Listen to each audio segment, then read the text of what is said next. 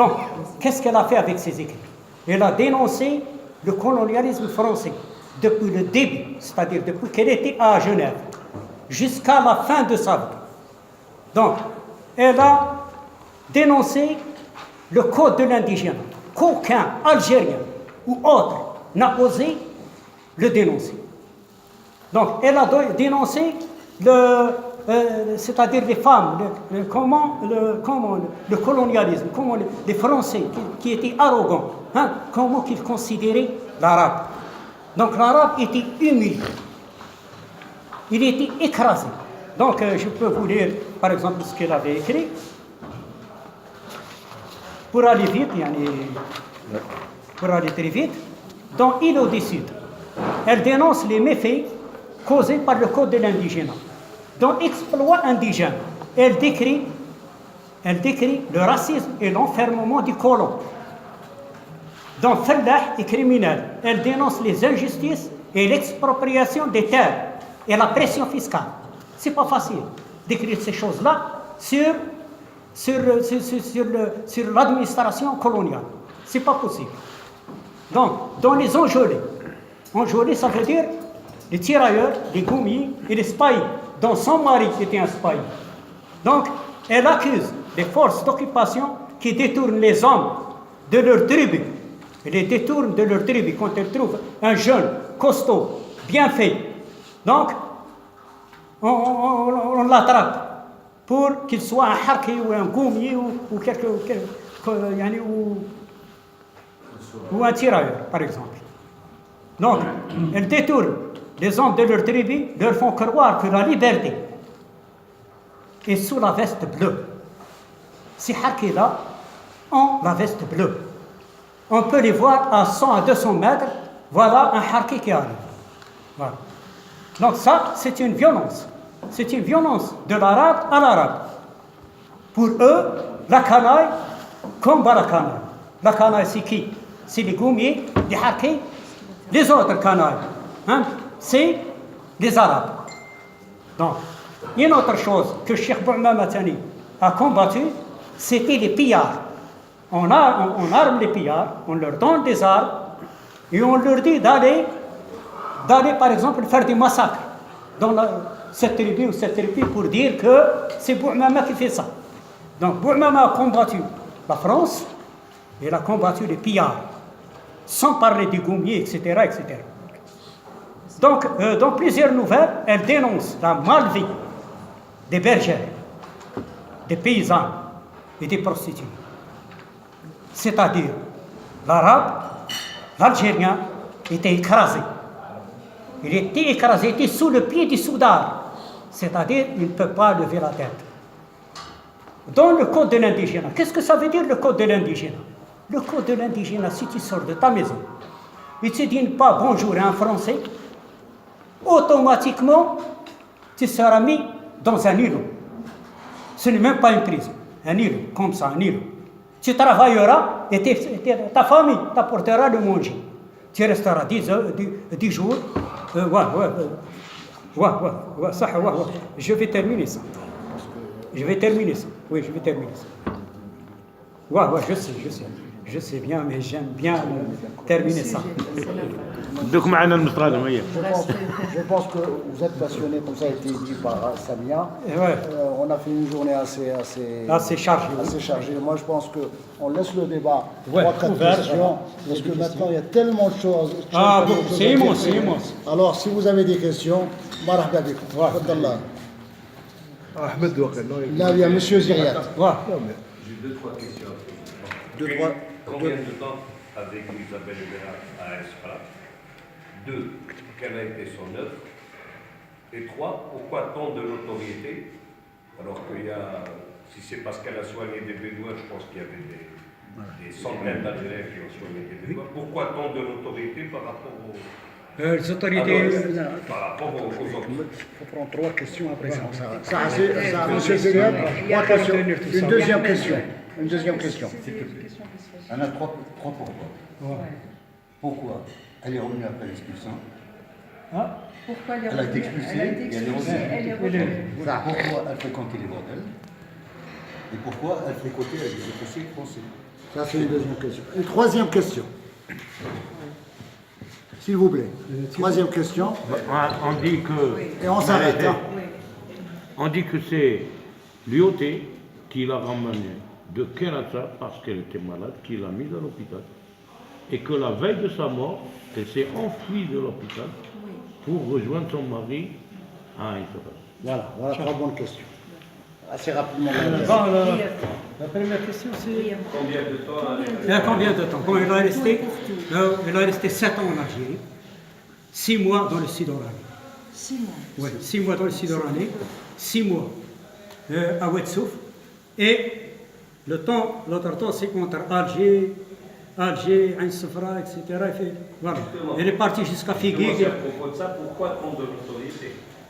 On en parle beaucoup, même de l'autre côté, même... On en parle, c'est comme si qu'elle avait fait toute seule la révolution. Elle est restée que 6 mois, ou 6 ans, je ne sais pas. Ouais, c'est ces écrits-là. Ce sont ces écrits. Ces écrits, tout le monde a écrit. Ouais, tout le monde a écrit. Elle a été la seule intellectuelle à défendre la cause algérienne. Ouais. Et parce qu'elle savait écrire. Simone de savait Beauvoir ou Henri Alger Voilà. ont aussi défendu la cause algérienne. Bon, ces écrits-là, ce sont des peintures littéraires. Si tu lis une de ces nouvelles, hein, tu la comptes, elle entre profondément dans ton âme. Pourquoi elle défonce ces gens-là? Non, mais pourquoi tant de l'autorité? Pourquoi c'est elle qu'on met en lumière alors qu'elle n'est pas restée longtemps ici? Elle a été la seule à défendre la cause nationale ou à soigner des Bédouins. Il y en a des centaines de gens qui ont fait ça. Pourquoi elle a eu toute cette autorité? Parce que je pense que c'est quand même la première européenne d'expression française. Voilà, c'est tout. Faut pas voir en elle la révolutionnaire, c'est tout. Et la deuxième, c'est une reporter de guerre, c'est tout. Voilà, c'est tout. Non, une fois qu'elle est entrée dans la Qadiria, qu'elle est devenue une mouride, elle a sa mission comme tous ses frères, c'est-à-dire rendre service à ton prochain. Donc, elle sait que les nomades ne sont pas soignés par la France. Donc, elle a eu le courage d'aller vers eux à cheval et les soigner. Ça, c'est Isabelle Libéral. Ensuite, elle avait le courage d'affronter les officiers, de parler avec des légionnaires, d'écrire. C'est une reporter de guerre, c'est un peintre littéraire, c'est une femme qui a laissé une documentation très riche. Par contre, d'autres, ils n'ont rien fait. Par exemple, Guy de Maupassant ou les autres, c'était des gens qui, l'exotisme. Ils n'ont pas le peuple dans le fond de leur âme.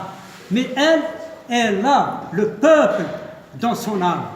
La photo que j'ai montrée tout à l'heure, habillée en nomade, c'est qu'elle est nomade. C'est une femme nomade. C'est une femme soufie. Voilà. Son frère, c'est l'arabe. C'était un rôle. Pas quelqu'un d'autre. La deuxième question est à monsieur. Pourquoi elle est revenue après son expulsion? Voilà. Pourquoi elle est revenue? Voilà. Elle a été expulsée. J'ai pas fini. J'ai pas fini. Il y a quoi, pourquoi? Pourquoi est-ce qu'elle est revenue après son expulsion? Pourquoi elle fréquentait les bordels? Et pourquoi elle fricotait avec des officiers français? Bon, je vais répondre à sa question. Bon, elle est revenue de Marseille. C'est-à-dire, c'est un peu difficile parce que c'est pas.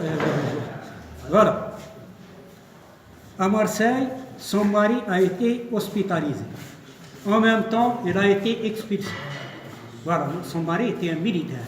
Il est parti à Marseille pour se soigner à cause d'une maladie grave. Alors, il est parti, l'expulsion. Il s'est marié à Marseille, dans la mairie de Marseille, et il est revenu avec le passeport français. Parce qu'elle sillonne en Algérie avec un passeport russe. C'était russe. Donc c'est pour cela que l'armée française n'a rien pu faire, parce que les relations entre la France et la Russie étaient bonnes. Donc elle était un peu surveillée, un peu contrôlée, un peu, c'est-à-dire sécurisée. Bon, la réponse, c'est-à-dire, mais c'est دخلت avec son mari son mari a un poste de Khouja à son entrée, à Tnis. À Tnis, il a été expulsé de Tnis une deuxième fois, avec son mari. Pourquoi? Parce qu'elle lisait le journal qu'elle écrit, Al-Khabar, c'est-à-dire le petit journaliste, il écrivait. Elle fait à cheval dans tous les douars et les régions de Tnis pour leur lire et leur traduire le journal et leur dire attention, ne votez pas avec celui-là, attention celui-là, etc. Donc il a été expulsé de Tnis. Voilà. Après, elle est venue ici. Et elle a la troisième question. Pourquoi fréquenter les bordels? Bon, voilà pourquoi elle fréquentait ça. Justement, j'ai parlé de ça, des prostituées, parce que aujourd'hui, c'est la caméra qui pénètre un peu tout, un peu partout. Avant, c'était Isabelle Libérard, en tenue en homme, travestie en homme. Elle entre dans les endroits les plus dangereux. Elle avait le courage de pénétrer, de parler avec les prostituées, de voir leurs problèmes et aussi de faire des nouvelles. Toutes les nouvelles écrites sur ces femmes-là, ils beaucoup, je dirais bien. Ils font pleurer. Et c'est là, en lisant ces nouvelles sur les femmes, que vous comprendrez qui est Isabelle Libérard. Et qu'aucune dans le monde ne pourra faire ce qu'elle a fait. Même ces nouvelles, on ne peut pas parler de tout ça, même ces nouvelles qui elles parlent d'une prostituée, mais en même temps, elles dénoncent le colonialisme. Elles frappent l'armée. Par exemple, Jacques et Yasmina, si vous lisez Yasmina, la nouvelle de Yasmina, vous comprendrez Isabelle Libérard. Non seulement elle parle d'un cas, la femme. Deuxièmement, c'est l'homme algérien. Troisièmement, c'est les traditions aussi. Donc, elle mélange tout dans une nouvelle. C'est ça la littérature. C'est ça pourquoi elle est devenue une grande femme littéraire. Parce qu'elle sait, c'est-à-dire expliquer dans une nouvelle, tu peux comprendre tout. Voilà. Elle n'a jamais été touchée par quelqu'un. Elle aimait son mari. Elle n'a jamais été touchée par qui que ce soit. Et c'est son mari qui le dit, c'est les gens d'Ain Safra qui le disent, oui, parce qu'il y avait des rumeurs. Et les rumeurs sont arrivées jusqu'à la famille de Slimane Hanni. Ils se sont révoltés en écrivant ça dans les journaux. Donc, que Isabelle Libérard, elle aime un seul mari, c'est bien Slimane Hanni et pas quelqu'un d'autre. Monsieur, je voulais juste insister sur une chose, monsieur Blage, puisque c'est vous qui êtes sur place, c'est vous qui connaissez bien sûr peut-être cette histoire mieux que personne. Est-ce que vous êtes l'unique chercheur, vous me direz par la suite, mais moi, à mon avis, le risque que ça a de donner une telle dimension, parce qu'on n'en doute pas qu'elle a pu jouer tous ses rôles, c'était grâce au fait qu'elle était issue d'une famille aristocratique, elle était une anticonformiste, c'est-à-dire une femme qui va venir à 20 ans, d'abord avec sa mère, mais bien sûr après seule, etc. Ça note quoi? Ça note que c'était l'anticonformiste à cette époque-là, quelle était la femme qui pouvait voyager, etc. Mais parce qu'elle avait, les moyens de le faire, et puis le risque, donc pour revenir à ce que je disais, c'est que ça mette en veilleuse et ça jette pas du discrédit par rapport aux autres faits historiques de cette région. Moi, c'est le seul problème que je vois.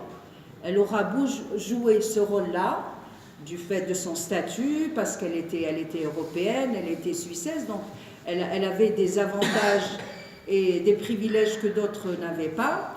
Certes, elle a son crédit, tout ça, mais il ne faut pas que, par ailleurs, tous les faits historiques de cette région soient concentrés autour de son histoire et qu'on se limite. Pour cette je vais région, vous répondre. Par exemple, le Cheikh Boumama.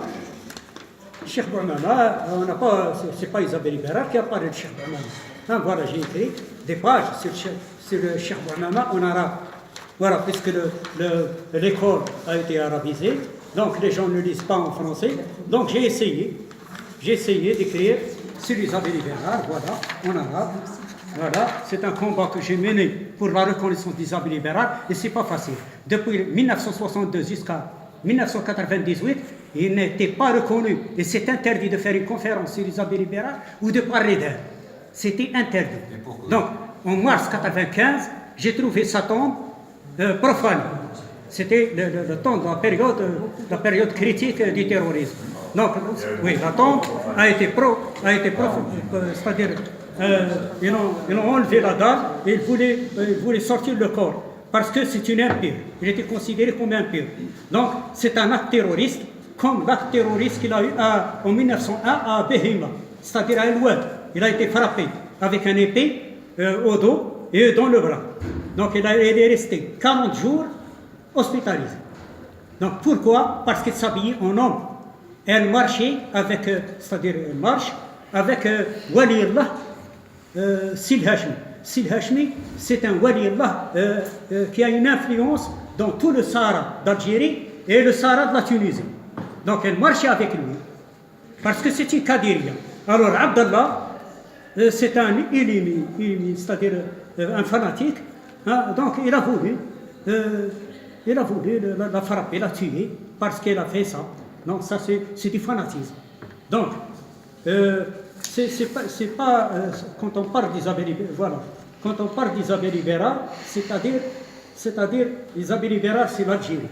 Donc, il n'y a pas autre Européen qui s'est donné à cœur pour parler de l'Algérie, du nomade, de l'humiliation, etc., etc., etc. Donc, j'ai écrit en français mon premier article. Quand j'ai vu que la tombe a été profanée, j'ai eu le courage d'écrire un article. Un article.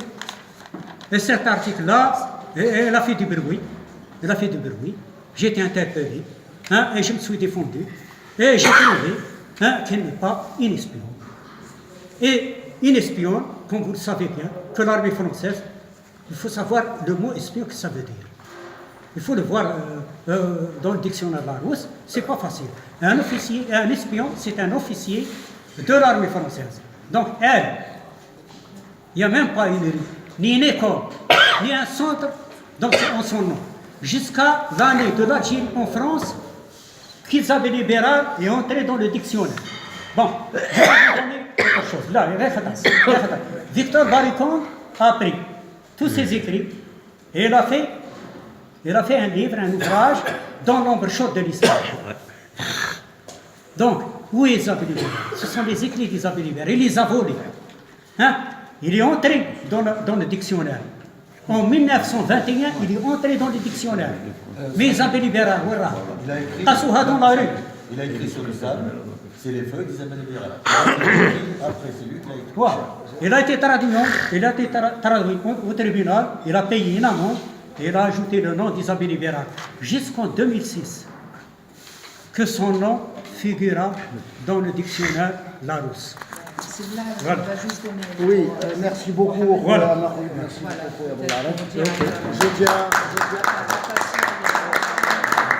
Il y a une chose que je... Voilà, il y a une chose que... Voilà. Dans ma tête, il a fallu qu'on fasse une petite conférence comme ça.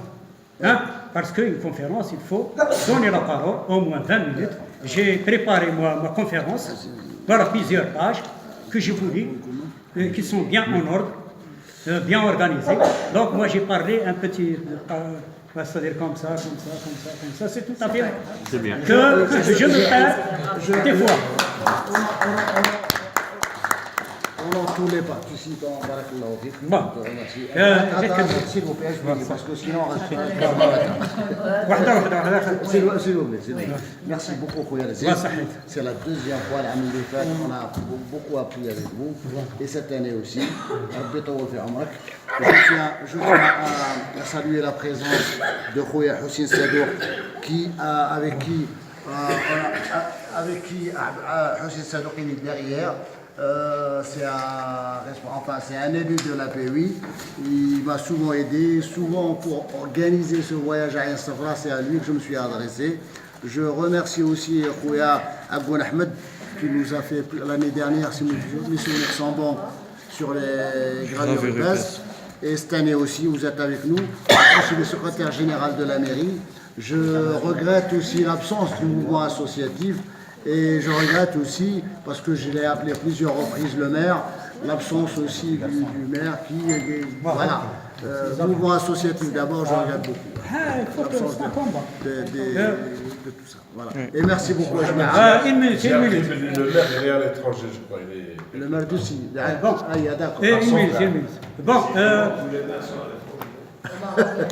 Une minute. Bon, une minute que je veux dire. Une minute s'il vous plaît. Il y a quelque chose que المجلة العربي هذه مجلة تباع عالميا. Elle se vend dans le monde arabe et partout dans le monde où il y a la diaspora arabe, c'est-à-dire au Japon, un peu partout. Donc, j'ai fait connaître Isabelle Ibérard, voilà. Plusieurs pages. Je suis le premier à faire connaître Isabelle Ibérard dans le monde arabe. Ça, pour bien, voilà. Il y a plusieurs pages. J'ai été payé pour ça, pour cet article. Et ensuite, j'ai eu des jaïza في الشخصيات. J'ai été récompensé par le meilleur. Juste deux mots. Je voudrais donner la parole à quelqu'un qui a beaucoup travaillé sur le devoir de mémoire, parce qu'une question est sortie concernant les femmes légères et tout ça, pourquoi fréquenter ci, j'ai entendu Abdelrahman Mustafa qui est là parler que l'istimar favorisait justement la débauche et ainsi de suite. C'est peut-être, puisqu'elle est soufie, c'est peut-être aussi pour faire passer le message, ou ainsi de suite. Si tu peux nous dire rapidement, brièvement, quelques mots là-dessus.